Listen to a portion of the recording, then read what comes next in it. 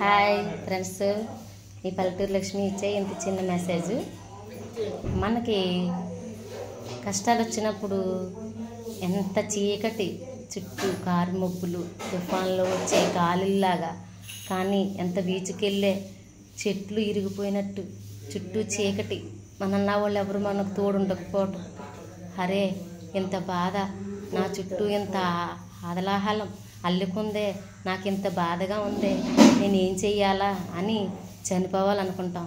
కానీ మనకి అప్పుడు అన్ని చోట్ల కూడా మూసుకుపోయినట్టే చీకటే కనపడుతుంది. ఎటువైపు చూసినా వెలుతురు కనపడదు ఫ్రెండ్స్. కానీ అప్పుడు మనం ధైర్యంగా ఆత్మవిశ్వాసంతో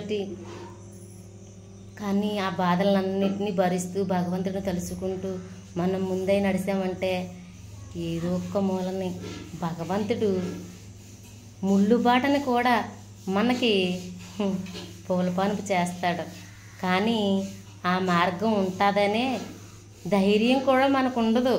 ఎందుకంటే మనము అంత చీకట్లో అంత బాధని, అంత నరకాన్ని ఎలాగుంటుందో చూస్తాం కాబట్టి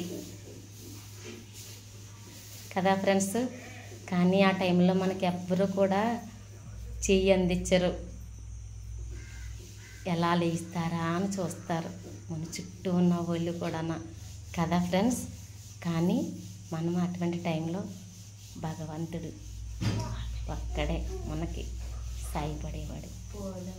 ఆ పూలబాట వేసినప్పుడు ఉంటుంది మనసుకి చాలా హాయిగా.